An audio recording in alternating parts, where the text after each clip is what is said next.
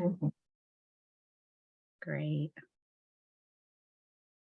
Okay, good morning, everybody. Welcome to our Talk Tuesday on March 21st. We hope everybody is well, and we're so happy you could join us today. So for today's agenda, first of all, we want to welcome you. I'm Christine Killowind. I'm here with my colleagues, Stephen Profit and Anne-Marie Cardisco from the State Education Resource Center. But I'm also here with our CSDE partners, Kari Sullivan-Custer and Jay Brown. Today we have an exciting topic. We're going to be talking a little bit about summer work plans, summer engagement work, and we have a district partner that's going to join us. We have Corinne Barney, Irene Rietz, and Gerardo Heredia from Hartford Public Schools. And then a little bit into their presentation, we're going to go over to the summer enrichment grant that you can apply for with John Scamanicho. I know I'm mispronouncing it. I'm so sorry. And he's from CSDE, and he'll walk us through the grant. And then I'll just close out with just some closing points and some contact information.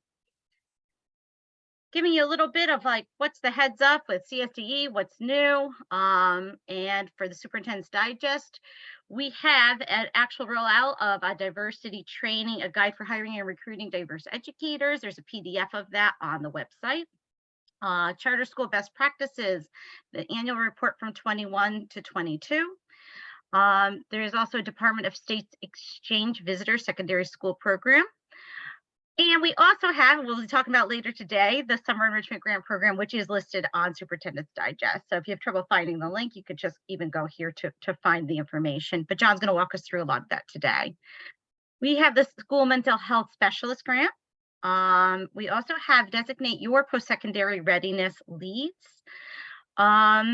And we have evidence-based, scientifically based, culturally responsive literacy curriculum models, programs, and professional learning resource. That is one long name, but is a great resource for really diving in and looking for kind of models and best practices, especially around professional learning that supports teachers and staff.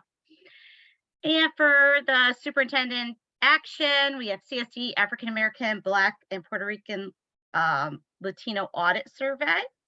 There's also a CSDE certification webinar for human resource staff. So if anyone's looking for that, especially for your central office crew that was really looking to freshen up or to learn more, it's kind of a great webinar that you can participate in. And then Connecticut's K-3 literacy strategy. There is a resource on there. As most of you know, that is a hot topic right now, not only in legislative session, but in the State Department as well. So that is an interesting resource. And if you need to find any of this information, there is a link and the QR code within this slide. So feel free to click on it, or you could just go to CSD Superintendent's Digest and type it in the general search, and you'll be able to find all this information. All right, I'm going to turn this over to Kari to walk us through some data. Good morning, everyone, and happy spring, finally. Really happy to see everyone here today for our Talk Tuesday. So I can show you our January data again, but I have shown it the last couple of Talk Tuesdays. We have the February 2023 monthly data will be coming out any day now. I spoke with the performance office yesterday. It looks like we are holding pretty steady with our chronic absence. We're not seeing any drastic increases or decreases. So with that, I'll take it. That's a good news. So I just want to call this to everyone's attention. If you're new on here, the Connecticut State Department of Education, our performance office issues posts Excel documents every month with the previous month's data. And so you can go in there and you can look at your own school district's data, chronic absence, and your school's average daily attendance by district and by student groups, by grade. You just download the Excel spreadsheets and you can look at it that way. If anyone needs any help, I'm always happy to help you with those spreadsheets. Next slide, please. So with there's a national webinar coming up. I believe it's next week. It is next week. It's going to feature, among other things, Connecticut's Learner Engagement and Attendance Program with Hetty Chang. I'll be presenting, as well as Susan Ferguson, the Assistant Superintendent of Schools in Torrington, around the LEAP program, so that we put a link here for you to register. And just to make you aware of this, it's hosted by the U.S. Department of Education. And when I'm done speaking, I'll put the link in the chat for everyone. I meant to put a QR code here, but I forgot. And so just want to let you know about this upcoming opportunity to learn more about how family engagement can improve student engagement and attendance. Will be on there, and also parent-teacher home visits will be there too. So you get to hear a little bit about the difference between parent-teacher home visits and LEAP and how they complement each other. Okay, any questions about that? Okay, next slide, please.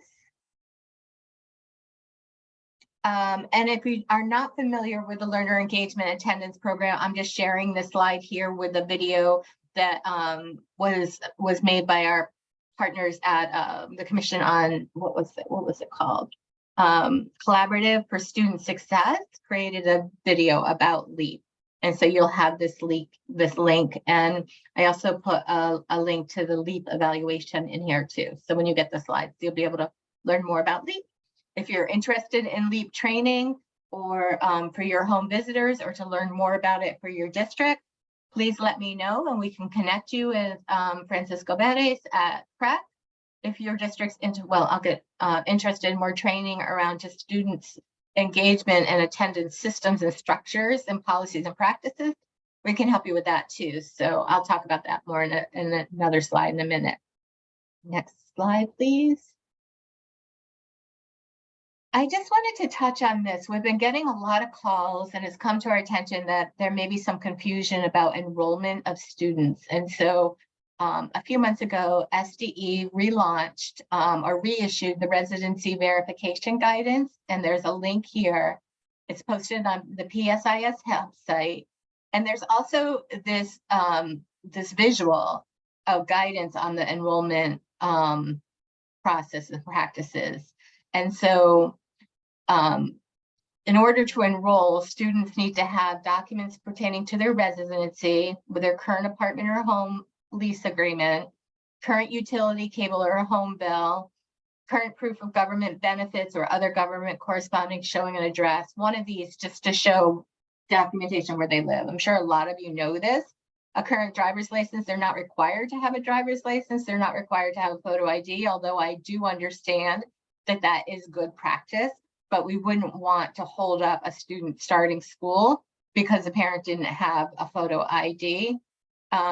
They are to be enrolled even if they don't have their immunization health assessment forms, and schools should work with them to obtain those health assessment forms and records.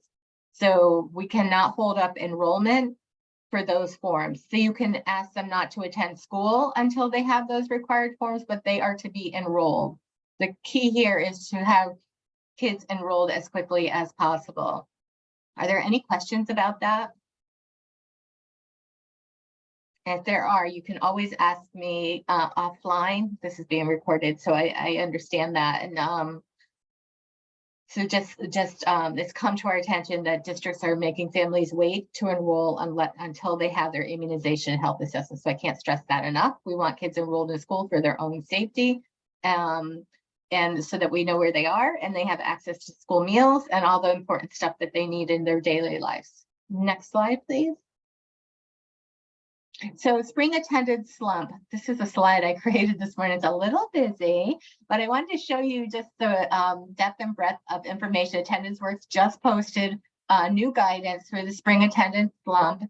And I made this a little bigger here for myself so I can tell you there's a document in the middle with tips for family for districts on what to do to help families with attendance slump the week before and the week after. Spring vacation is coming up, April vacation, things to do. There's sample letters for families. There's all kinds of resources in this block with links in it. They have some artwork that you can use on social media. I put the link here and I'll put it in the chat for you at the bottom. Oops, I've got some posts popping up there. I'll put this in the chat for you so that you can go and look at these. I apologize that everything's kind of small, but there's a QR code there for you as well and other resources. So right now is tough. It's a tough time. A lot of families are taking vacations. We're getting into spring, nice weather when kids don't want to come to school.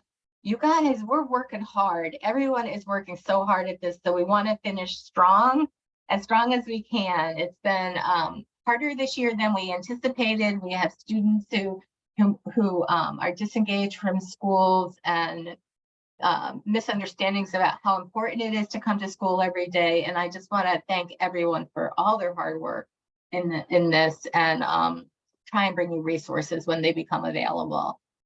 Okay, so that's the spring attendance slump. Next slide.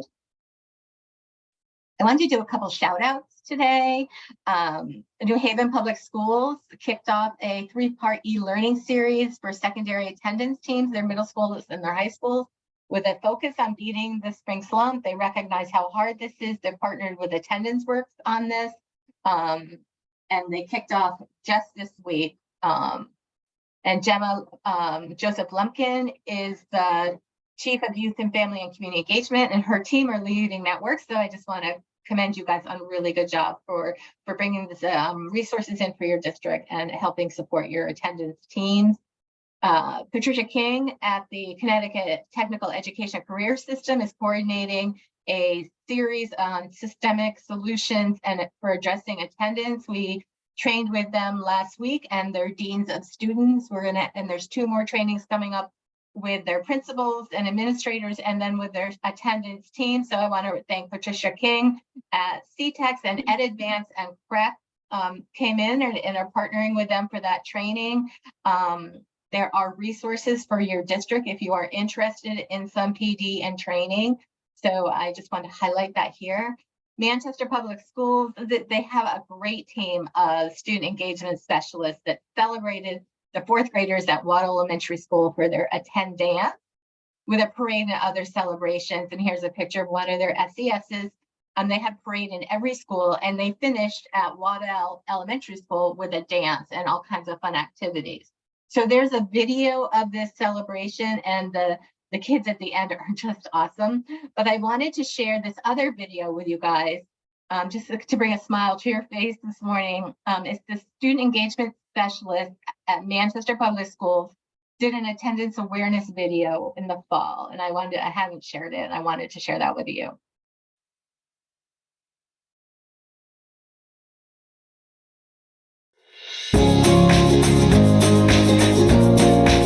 Hello, my name is Latasha Easterling Turnquest. I am the Chief of Family Partnership and Student Engagement. I want to talk to you today about one of my buckets of work, which is chronic absenteeism K through 4th grade. In a few moments, you're going to hear from your student engagement specialists. They're going to talk to you about the importance of attendance and bringing your child to school, and also to give you some tips to support your child in coming to school.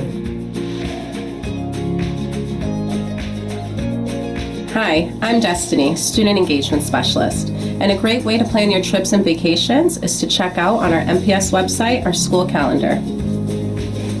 Hey, I'm Howie, Student Engagement Specialist, and to have a great routine is to make sure you take your clothes out on time and get to bed on time for school. I gotta go. See ya. Hi, I'm Selena Santos. And I'm Marco David. And we're your student engagement specialists at Verplank School. Although an absence may be excused, it's still considered an absence and counts towards chronic absenteeism. The reason why is because your student is missing valuable instructional time in the classroom. So remember, an absence is an absence regardless if it's excused.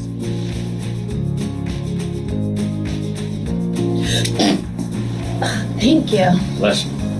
Hi, my name is Marisa Cruz. And I'm Michael Broom. We are the Student Engagement Specialists. And we're here today to talk to you about student illnesses. We are now entering the time of year where cold and flu are more frequent. So if you have questions regarding whether to send your child to school due to illnesses such as coughing and sneezing, you can call your school nurse. And the way to do that is you'll dial in, press 2, and get transferred to the nurse's office. However, if you have any other questions, Please feel free to contact your building student engagement specialist. ciao. Peace. Hi, my name is Trey, Student Engagement Specialist. A few tips I use when I used to ride the bus. 1, to always be there 10 minutes prior to your scheduled bus time. And 2, to just have a backup plan just in case you miss the bus. Always good. Hi, I'm Jasmine Brown, Student Engagement Specialist. There are times when a family may be lacking a resource or basic essential that can cause a student to be absent. If that situation ever arises, please contact your school's Family Resource Coordinator. They are a hub for numerous resources and information available to support student and families.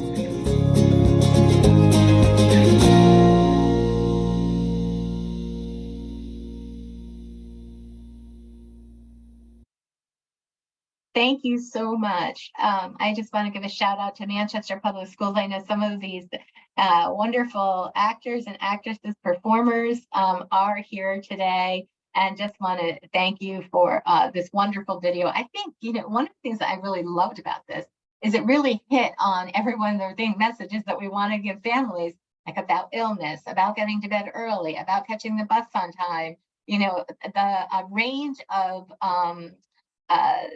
root causes or causes for absences was just wonderful. And so I congratulate you and thank you all for this video.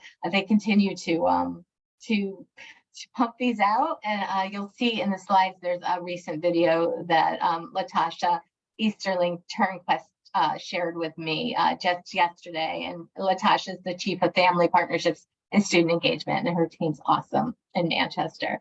So some shout outs before I turn it over to Hartford Public Schools. They're going to talk about attendance, culture, and engagement summer work plans. I recently met with the Hartford team and was just impressed with how far they are down the road with their summer plans for their students. We want to keep our kids engaged and safe and learning so that we don't have that learning loss over the summer. So we're going to hear from Corinne and Irene and Gerardo from Hartford Public Schools, and then we're going to hear from John Cinemonaco from State Department of Ed about a funding opportunity for these summer enrichment programs. So take it away, Corinne. Well, yes, thanks, Kari.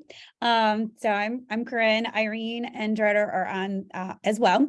And so, yes, we are going to share with you the work that we've done around summer work plans. So we always like to start end of February, first part of March. We don't forget about this current year, but we really want to start thinking about what is our big plan for next year. So with that, next slide, I've got very brief slides. So just the agenda, we'll look at the different components. So the District ACE team, we did work around bright spots that turned into summer work exemplars. And then what does the action planning look like, which is where we are currently. Next slide. So we always set goals and we share these goals at the start of each quarter. We highlight when we're presenting, what is the important work that we are going to focus on. So you can see we have lots of bullet points. A lot of these are connected to our big rocks that we identified, or as some people say, a theory of action. But really starting quarter 3, we shifted our focus from the tier 2 students from tier 3, solely focusing on them and their MTSS plans, to our tier 2 students.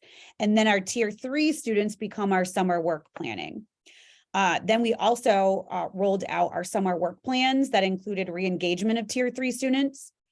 We are working on having school-based ACE teams getting into every 5th grade and 8th grade classroom, because those are our transitional grades, and having the conversation about what do you need to know about middle and high school.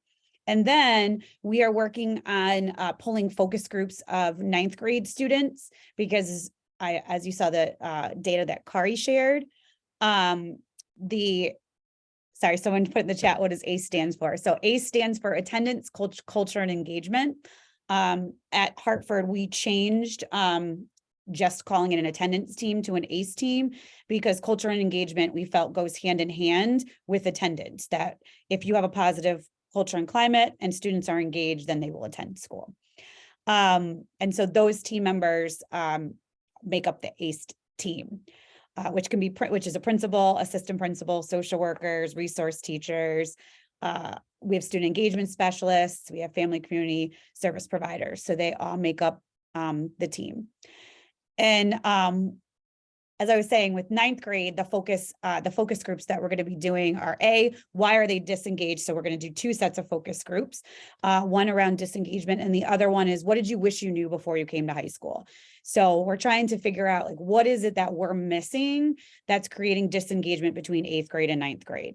And then we're also looking at alternative summer programs than just alternative programs altogether as a recovery option before entering high school. Next slide.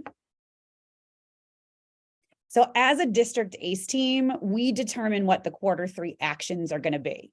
And then we connect them to our big rocks. So the big rocks we determined for 22-23 school year, you can see bulleted. And then we look at each quarter, what are the actions and what's the professional learning we're going to provide to all administrators, all ACE team members, so that everyone is on the same page. So one of the things we determined is that we needed to do the Bright Spots protocol because we had at least 5 schools that had reduced their chronic absenteeism by at least 10%, some up to 20% from last school year. And we had, as a district ACE team, an inference around why that was, but we needed the solid data to determine that. And then that data will also help us figure out what our big rocks are for 23-24. Then we also wanted to shift our thinking to the tier 2 students and the 16 plus becoming the summer work focus. With that, Irene and Gerardo and I were just speaking about our professional learning for April and focusing that around EdSite Secure.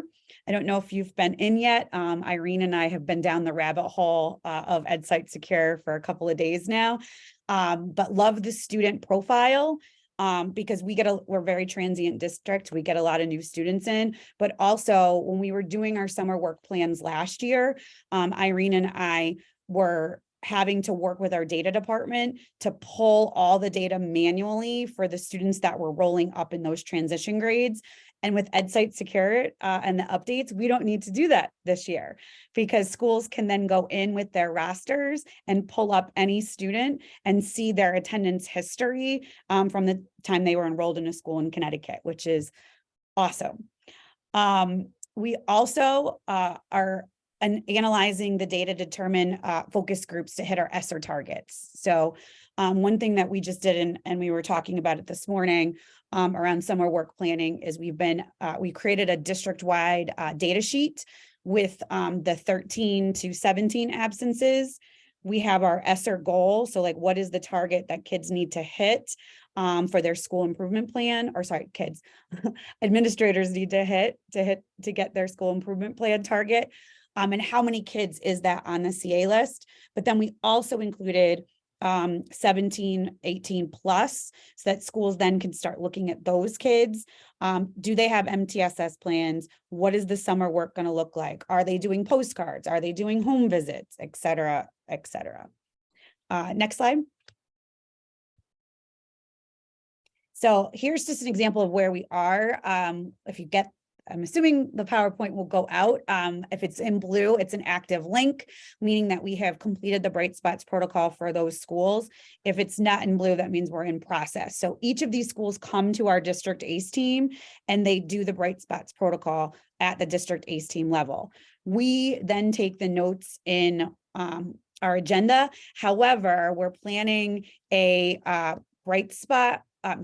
We're planning a professional learning in April where our ACE team will actually come to central office because we do it via Zoom. It's just easier to get everybody together. And we will actually do a deep dive into the data. So we're taking the data from the agenda and scribing it on chart paper, as you can see. And the different colors represent the different schools. And then we're going to have everybody go through and pull out patterns and trends. But one of the patterns and trends we noticed across the schools just starting this was that they all attributed their decrease in chronic absenteeism to all of their summer work plans. And so whether it be that they target kids with home visits, whether they had parents and families coming into school to look at root causes and have interventions in place through the MTSS process. One of the schools sent postcards home to every student in the building, but then did special deliveries of backpacks and back to school items to their tier 3 families. Next slide. And then this is an actual slide from our professional learning session that administrators received. And so looking at this, we always put our rationale, why are we asking you to do this? And the reason being that schools that had really strong summer work plans and that started the planning now, so they weren't waiting until June to get this done, reduced their CA rates by over 10%. We are lucky enough that, our administrators are 12 months, our student engagement specialists and our FCSSPs are 11 months. And then we have multiple staff members that choose to work during summer school. So we have lots of bodies on site during the summer to do this work. So during the PD session, everyone would be identifying their tier 3 students. They're going to be using EdSite Secure to identify any of their new students to the school or the district. They're going to be looking at the patterns and trends across the students that are at tier 3. So is their whole school culture or engagement practices that need to be put in place? Because we're noticing that out of the 50 kids who are chronically absent, 20 of them all have transportation issues. So what is that they can plan for now and be prepared for the first day of school? And then what grade levels do they need to prioritize? We've suggested kinder, 5th, and 8th. However, I don't want to pigeonhole every school. We have 39 plus schools, and some schools have realized that their 2nd grade going into 3rd grade is the grade they need to prioritize based off their data. But as a whole, our district has noticed the pattern and trend that kindergarten and the transitional grades have had the highest rates of chronic absenteeism. As a district, we're also doing a lot around kindergarten. Yesenia, who's one of our SCSs who loves to join Talk Tuesday, so she's on. She's done a lot around quarterly kindergarten professional learning for families that we plan to roll out district-wide next year. And then we're also planning open houses during our summer school for kindergarten families. So we're really ramping up the welcoming environment. And then we're also starting to engage our families early so that they start out strong, because we found that our data, having our data so strong in September, we made up a lot of ground in reducing our chronic absentee rate. Then if you look at the bottom, we have 2 links. One is to a copy of the summer work plan. So principals and administrators and ACE teams can just click on it. It automatically opens up a copy of the work plan where schools identify their teams and their roles and responsibilities. What's the communication plan going to look like? What does outreach look like? Home visits, phone calls, postcards. What are the barriers and interventions, and how are they going to track the data? So we give them everything to make it easier for them. That way it's also normed across districts and they've become familiar using it. And it also allows them to reflect on what worked this year and what didn't work that they need to make changes for. And then we always include an exemplar model from a school. So one of our schools did an amazing job meeting with all of their tier 3 families over the summer and having MTSS meetings. They were one of our schools that was a bright spot as well, because they reduced their chronic absenteeism by more than 10%. And actually, they have a huge celebration. They've reduced their chronic absenteeism as of right now below pre-pandemic. So it's the lowest the school has ever had. And again, they attribute it to all of the work that they did during the summer that re-engaged students and families and set clear expectations for the fall.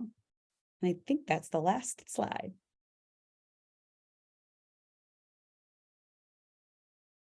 That's great, Corinne. Thank you so much. We appreciate it. And if anyone has any questions, I know we have just a few minutes. Feel free to add it in the chat, or just you could unmute and ask. If not, we will make sure you get the PowerPoint so you have all the links, and you could check out this wonderful work that Hartford's doing with Corinne and her team. Question. I was just wondering, and it doesn't have to be for Corinne, but has anyone used student voices to help plan for the summer to learn, what is of interest to the student? So yes, that's where we're doing the focus groups, but also our middle and high schools use their student councils, and they sit on their ACE team weekly. So like, for example, Milner Middle School, their entire tier 1 incentives are all run by students. And so, and they also have student wonderful. mentors that they use Yeah. as well. And then we are utilizing Trinity College, who's a community partner, as well as Hanover Research, to get student and family voice on top of that as to like, what do they need? What do they want? And then we're starting a pilot next year at some elementary schools, just because elementary is a little different when you're trying to get the little guys. I know when I was a principal and I had student council, I got the same answers over and over again. So we really want to make sure that we're getting more of a broad voice. And but we're also finding that it's our middle and high schools that have the higher rates of chronic absenteeism right now as well. Really great job, Corinne. It's never too early to start planning for the summer programming and for fall, for making sure students feel welcome and when they come back to school. Kenneth, I see your comment about at your middle school just ended our second trimester with speaking to scholars and planning for the third trimester. That's wonderful. Do you want to say anything about that? What were some of the things that they said that you heard from them? Morning. So, I mean, essentially, we just wanted to check with them. I think our focus was that they don't really know about how many days they should be in school, days we have in the school year. So we kind of just wanted to give them that educational point of view with the attendance, and then explain to them, why we need them in school and have those conversations about that. But then they also made plans for themselves, what they need to be successful in trimester 3. And, we spoke about some of the basic stuff, that's going to bed early, not spending time on TikTok until midnight. Some of those basic things. So there's a plan for them, how they can help themselves. But then there's a plan for them as well in the conversation they'll have with their parents about how they can possibly even help them be on time and be at school daily in the third trimester. It's interesting. I was asked a question. I get to ask this all the time. This state agency wants to know the reasons for chronic absence all the time. Like, why aren't kids coming to school? And one of the things I did, and when, mental health issues, family economic situations, vacations and travel to foreign countries, some apathy and lack of motivation. But I like to also say, what brings kids to school? Like, flip that around and say, what are the things that are bringing kids to school? And so relationships with adults and peers, engagement and activities they enjoy. We're learning through focus groups that we're conducting with attendance works, is that engagement in school is, if there's nothing there for them that they're not finding of interest or that they don't value for their future, it's not going to help improve their attendance. Support learning, tutoring and credit recovery. And that's perfect opportunity in the summertime to catch kids up so that they have hope for the following year, can start off on the right foot. Corinne, thank you so much. Christine, I think I've spoken enough. I think I'll turn it back over to you. That sounds good. Okay, and I think we have John ready. I know I saw him come in to talk about 23-24 summer enrichment grant. Hi, everyone. Thanks for having me, Christine, Kari. I'm here. I'm off camera just because I'm having some network issues, but hopefully I'm coming in loud and clear. If I'm not, please let me know. Yep, you sound good, John. Thank you. Perfect. Thanks, Christine. So I'm really excited to be talking about summer enrichment. One, because it means summer is around the corner, but two, because this is one of our most popular grants that we put out. We've been doing it for the past 2 years using federal COVID relief funding. And certainly these next 2 years are going to be really exciting as we embark on this third phase. Next slide, please. So just a couple of important notes for those who might be a little bit unfamiliar with the Summer Enrichment Grant Program. It is a program that provides funding to summer camps, summer child care centers, municipal programs, school-based programs to provide equitable, high quality and enriching summer camps for students in grades K to 12. In the last 2 years, it's been a one year program, meaning we've only given out funding for one summer. But this round, we're actually going to be giving out funding for 2 summers. So summer 2023 and summer 2024, but only one application will need to be submitted. And for those who are successful in getting funding in 2023 and 2024, we'll be able to provide 2 grants, one for the first year and one for the second year. And I'll talk more about what those amounts are in a second. I will note, similar to last year, LEAs are eligible to apply. If they receive less than $1 million in ARP ESSER funding, they can directly apply. Otherwise, they're more than welcome to partner with another town or another LEA or a summer camp that's within the community. We really welcome and encourage those joint applications as a way to be able to get more kids served through this program. And we see these types of partnership applications come in every year. We do have an application. It's online. It can be found on our website. I'll also note that we had a longer informational webinar on summer enrichment last week, which goes into a little bit more depth than what we'll talk about here today. And so if you're curious to get more details, that recording is also posted on this website so that you can learn more. We also have a frequently asked questions and a longer version of the slide deck that we're going through here today. But those applications will close in a couple of weeks, April 3rd. But you are always welcome to reach out to us and our team at the department for any questions that might arise during that period. Next slide, please. Okay, so we have 2 grant options here. One on the left-hand side is our expansion grant program. This is the smaller of the 2. It allows camps that are in existence already to really expand their operations to be able to serve more students. This year, we're going to be awarding up to $50,000 per site per year. So a camp that applies for 2 expansion grants can earn up to or receive up to $100,000 for across the 2 summers. And then we also have some camps that apply that want to do something bigger and bolder, more novel programming than what we typically see at a summer camp, and who are also eager to provide tuition waivers and to cut transportation costs that have typically precluded transportation. Those grants are going to range anywhere from $50,000 all the way up to $150,000.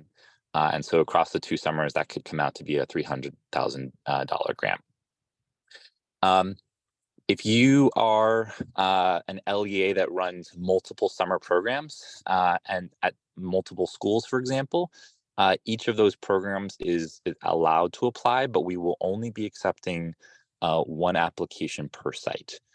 So you will choose whether you want to go the expansion grant route or the innovation grant route, but you can't, we're not accepting applications from both. And the other thing I often get asked is what's the breakdown in distribution? We've only run it twice, but typically we see that 90% of our funding and 90% of our awards goes towards the expansion grants, whereas the innovation grants, smaller pool applicants, and tends to be a little bit more competitive as a result. Next slide, please. Okay, so what are some of the things that you can spend the funds on? There's really 3 activities that we're prioritizing. One, as I mentioned, serving more children, either by expanding your programming or by creating new programs. 2, subsidizing or even waiving altogether any enrollment costs if your program has that already. And then 3, being able to provide transportation. That includes transportation from the student's home directly to your camp. But it can also include things like transportation to a field trip or to an offsite event. Just moving over to the right, let me go through what you can spend the funding on. So obviously, if you need to bring in more staff or behavioral specialists, if you have lifeguard, things like that. We also are providing a new service through CT REAP, which I'm sure many of you are familiar with. They are allowing summer programs to post open jobs on the CTE portal for any necessary staff positions that might be needed just for the summer months over the course of the next 2 years. And so that's something that you're able to spend your funds on as well. If you need a larger facility, if you would like to run longer hours, I know a lot of camps use this funds to provide before care or after care hours. They also use it to run additional weeks beyond what they might have done if they didn't have the funding. There are sometimes activity and supply costs like arts and crafts, t-shirts, things that are listed here, any food or snack costs, and then of course the transportation costs. So pretty wide flexibility. There are a couple things that we can't fund with this funding. One is student stipends or vouchers, any type of cash or cash equivalent that's given directly to families and students. We don't really fund capital or construction projects. That includes maintenance and utility costs or any other type of indirect costs. And then lastly, maybe not applicable to many on this call, but executive salaries and any type of expenditures related to faculty unions or associations. So those are the costs and what you can and mostly what you can spend your funds on. Next slide, please. John, Kari has her hand up really quick with a question. Oh, sure. Go ahead, Kari. Thank you. It was regarding providing food, snacks, and water for students. Are there summer meals programs through the nutrition office for these camps? Great as well? question. So if your site does not currently have a school meals nutrition set up already, in the application document that we have posted on our website, there is the name of a contact. I think it's Carolyn Cook from CSDE, who you can reach out to directly to set that up. So if that's something that your school or LEA is interested in doing, we have that option available too. Right, that would maximize costs too, so you wouldn't have to use your grant money for those things if you're eligible for the summer program. Exactly. Yeah. Yep. Okay, thank you. Okay. I'm going to give you all a minute. There are 9 application questions. I'm going to give you a minute to go through these first 5, and I'll take any questions. If not, we can move on. I'll move on to the next set of 4, and then I'll spend a little bit of time on the last question.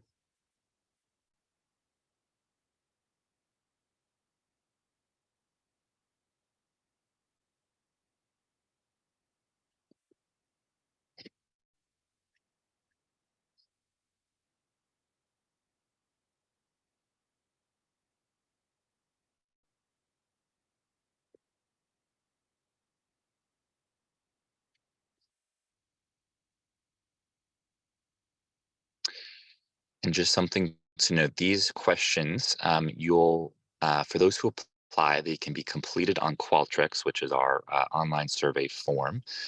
However, they're also provided in that application overview document, so you have a chance to read them in advance and draft your answers sort of separately before you go directly into the application and complete them online.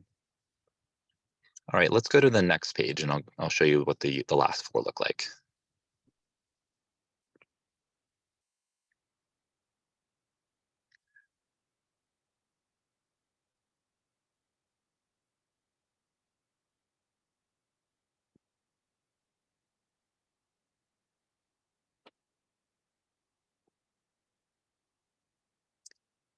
I also sometimes get some questions about what types of students should this program target. And at a fundamental level, this is, almost every single student was impacted by the pandemic. Over 90% of our schools were closed or in remote mode for a significant period of time during the 2020-2021 school year. However, that said, that you'll notice in our rubric in our application, we do give precedence or preference, I should say, to applications that do prioritize certain student groups, and that can take a whole different types of meaning. Okay, so let's talk about the budget, because this is often the source of greatest confusion, I would say, for applicants when they're applying. So if we could go to the next slide, please. Great. So there are 6 categories here that I want you all to be familiar with. And if you've worked in EGMS before, or if you've worked with our state grant system, these are going to look very familiar. But the first is 100 personal services. So if you have any staff that you're going to be paying or bringing on, this is where you would detail how many staff you're paying, what their hours are going to look like, and what their hourly wage is going to be. Hand in hand with that is 200 personal services, and so that's going to be any benefits that they might accrue. 300 is if you purchase professional technical services. So this can be any outside contractors or vendors or services brought to the camp.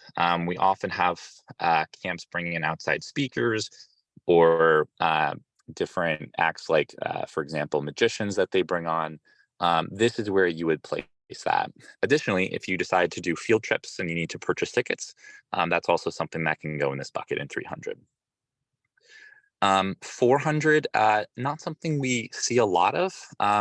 Sometimes it comes up, but if you have any necessary upgrades to your site or to your facility in order to accommodate more children, that's where this would go.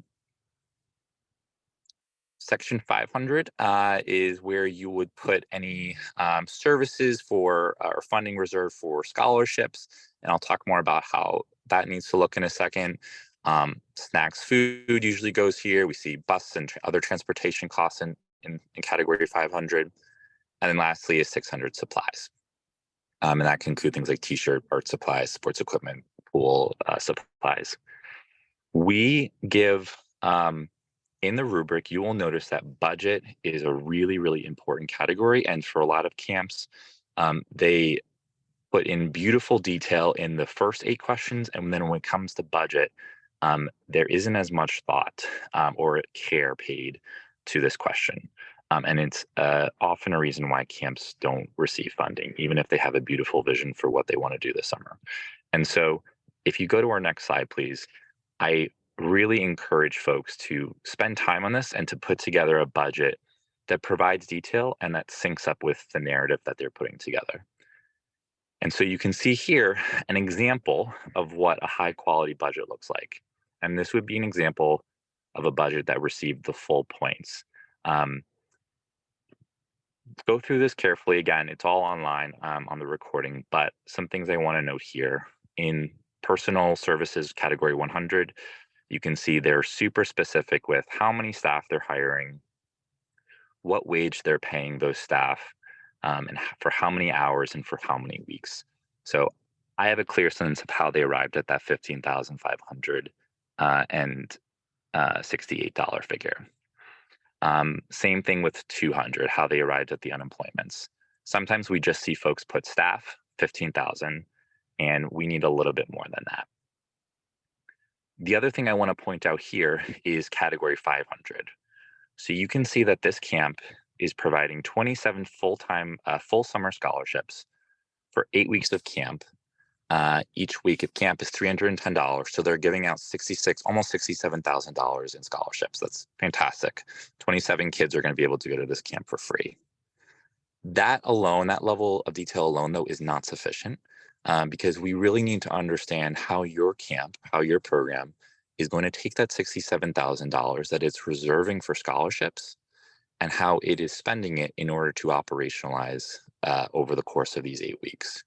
So we then ask for a further breakdown, and you can see that they're going to be spending about $10,000 of it on a camp director, about $8,000 of it on an assistant camp director. And so wherever that $66,000 is going in your budget in order to operationalize and make your camp run, we just ask for that detail broken down. And you can put all of that in section 500 in the other purchase services.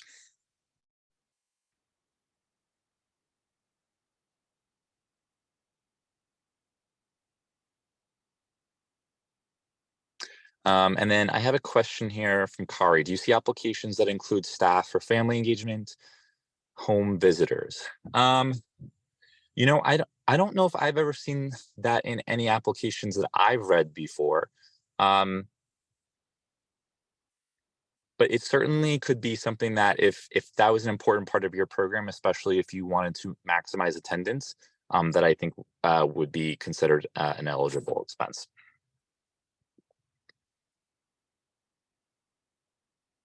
Thank you, John. I've been trying to think, you know, how do our attendance efforts over the summer we do a lot of home visiting through LEAP over the summer, especially for transition grades, if there's a way to strengthen those relationships with the summer programs too.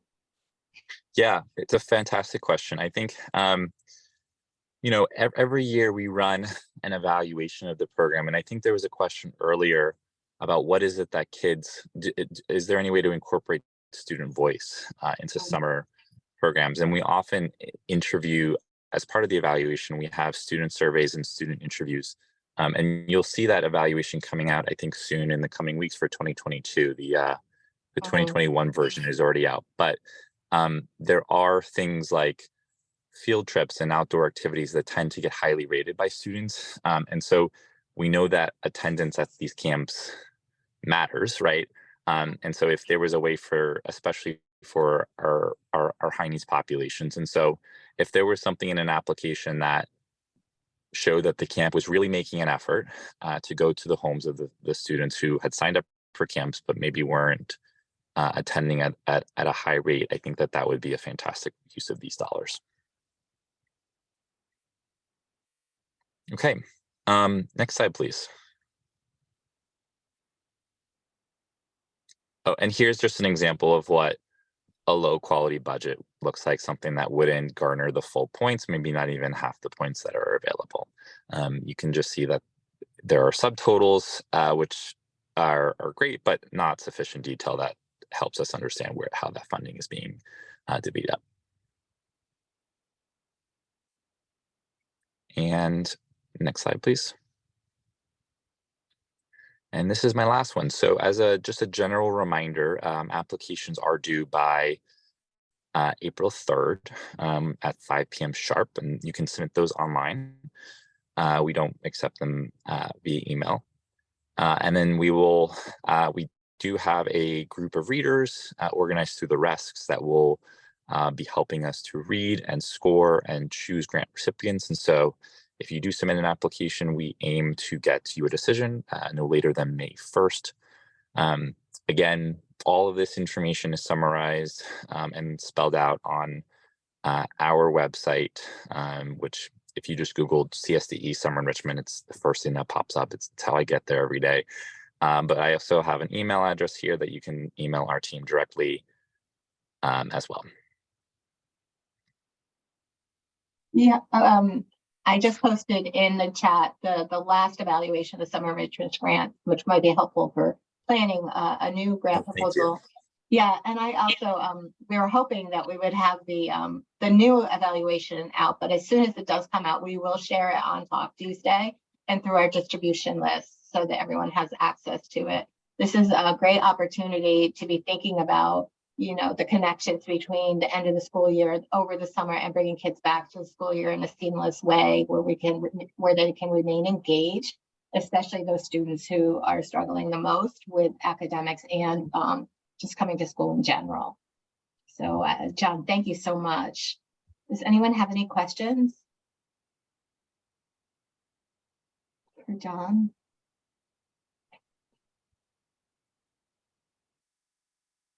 You know, one of the things that this makes me think of is a key to a student's success in school is a relationship with adults that in school. And so having some of the adults in school serve as counselors and in the camps so that they have the opportunity to have fun and develop those relationships could be really key to engaging more students.